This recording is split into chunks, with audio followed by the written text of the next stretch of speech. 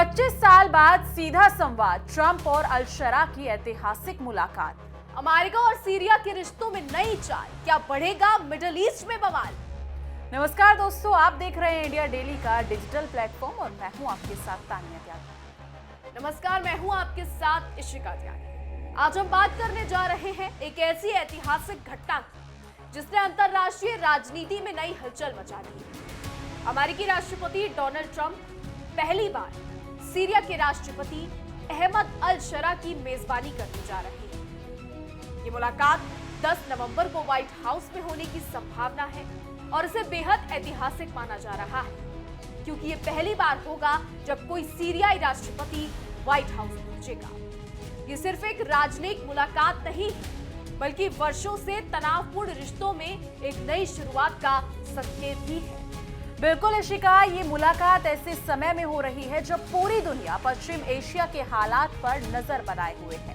यानी कि माना जा रहा है कि इस बातचीत के दौरान सीरिया अमेरिका की अगुवाई वाले उस अंतरराष्ट्रीय गठबंधन में शामिल हो सकता है जो इराक और सीरिया में इस्लामिक स्टेट यानी कि ISIS के खिलाफ लड़ रहा है। अगर ऐसा होता है तो ये ना केवल सीरिया के लिए बल्कि पूरे क्षेत्र के लिए एक बड़ी रणनीतिक जीत मानी जाएगी।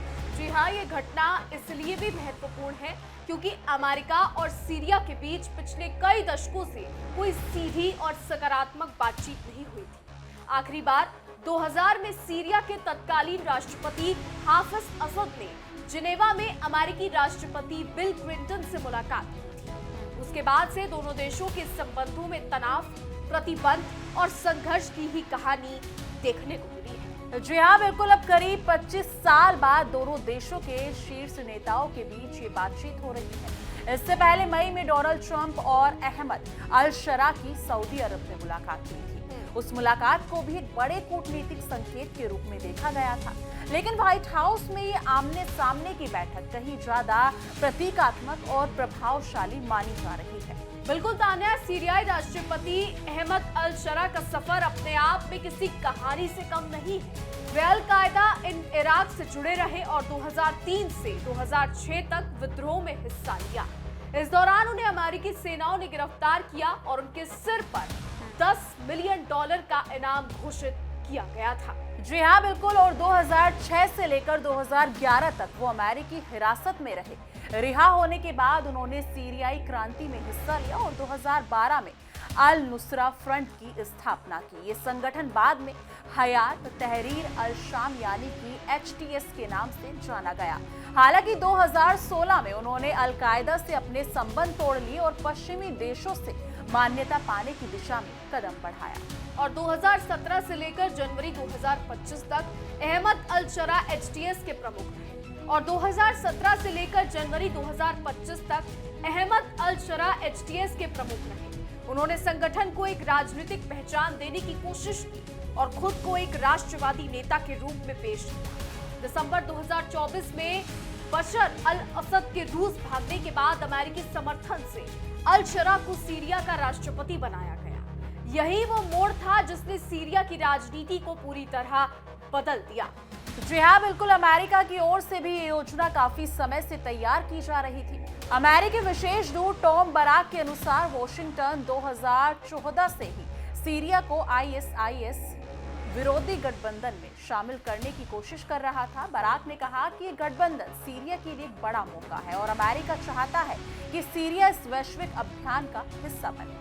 आज भी सीरिया के कुछ हिस्सों में ISIS सक्रिय है और असद शासन के पतन के बाद ये फिर से संगठित होने की कोशिश कर रहा है। ऐसे में अमेरिका के नेतृत्व वाले गठबंधन में सीरिया की भागीदारी आतंकवाद के खिलाफ जंग को नई दिशा दे सकती है।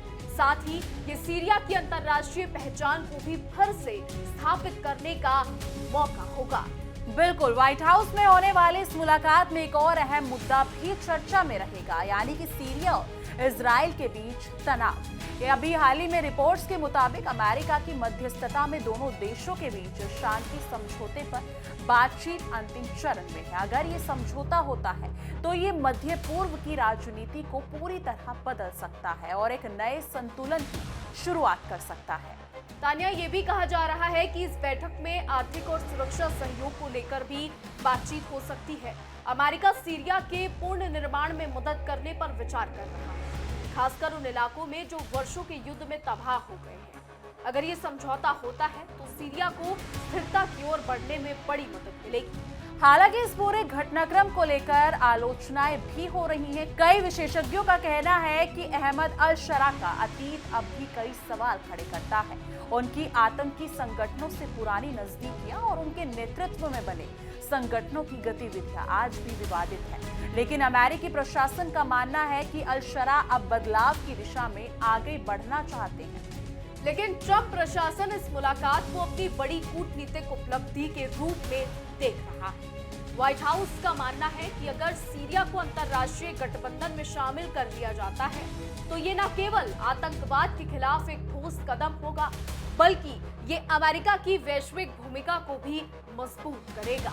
बिल्कुल, अब सबकी निगाहें 10 नवंबर पर टिकी है, जब डोनाल्ड ट्रंप और अहमद अल शरा आमने सामने बैठेंगे। ये मुलाकात तय करेगी कि क्या दोनों देश पुराने मतभेदों को भुलाकर नए दौर की शुरुआत कर पाते हैं या फिर नहीं। दुनिया की नजर इस बात पर भी होगी, क्या ये समझौता सीरिया में स्थायी शांति ला पाएगा।